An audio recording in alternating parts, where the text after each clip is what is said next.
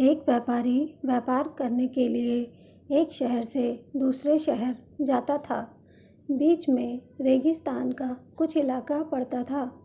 वह आदमी एक सकारात्मक सोच वाला इंसान था।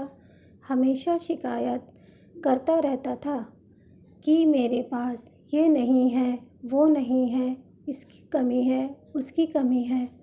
एक दिन वह रेगिस्तान में गुजर रहा था, तभी उसकी पानी की बोतल खाली हो गई। उसे बड़ी ज़ोर की प्यास लगी हुई थी, लेकिन रेगिस्तान में पानी न मिलने की वजह से उसे बहुत गुस्सा आता है और बोलता है कि कितना ख़राब जगह है, न कोई पेड़, न पानी, रास्ता भी लंबा है। रेगिस्तान पार करना पड़ता है, तभी आसमान की तरफ देख कर के कहता है कि भगवान, ये कैसी जगह बना दी है आपने। अगर मेरे पास में बहुत सारा पानी होता, बहुत सारे संसाधन होते, तो इस जगह पर हरियाली कर देता, बहुत सारे पेड़ लगा देता। वह आदमी ऊपर देखकर यह सब बातें कह रहा होता है और ऐसा लग रहा था कि जैसे उस ऊपर वाले से जवाब का प्रतीक्षा कर रहा हो कि भगवान कुछ कह दें। अब चमत्कार यह हुआ कि वह जैसे ही नीचे देखा, उसे अपने आँखों के सामने एक कुआं दिखाई दिया। वह पूरी तरह से घबरा गया, क्योंकि उसने कभी भी उस रेगिस्तान में कुआं नहीं देखा था।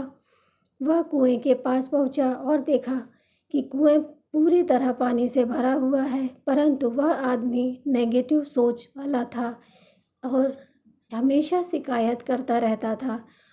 और फिर से आसमान की तरफ देखते हुए बोला, भगवान, पानी से भरा हुआ कुआं तो दे दिया, लेकिन पानी निकालूं कैसे। तो इस बार जब वह नीचे देखा तो फिर से चमत्कार हुआ। उसे कुएं के पास रस्सी और बाल्टी दिखाई दी, लेकिन आदमी फिर से ऊपर देखा और बोला, भगवान, अब इस पानी को ले जाऊंगा कैसे। तभी आपको एहसास हुआ जैसे उसके पीछे कोई है। वह पीछे मुड़कर देखा तो एक ऊंट खड़ा हुआ होता है। वह पूरी तरह से घबरा गया, सोचने लगा कि यह तो सच में होने लग गया। मैं बातों बातों में कह तो दिया, अब मुझे यहाँ हरियाली करनी पड़ेगी और पेड़ लगाने की जिम्मेदारी लेनी पड़ेगी। आदमी को पानी से भरा हुआ कुआं मिल गया, बाल्टी मिली, रस्सी मिल गई, पानी को ले जाने के लिए ऊंट भी मिल गया, सब कुछ मिल गया। अब वह आदमी सोच रहा था कि ये मैं बातों बातों में क्या बोल दिया, ये तो गड़बड़ हो गया।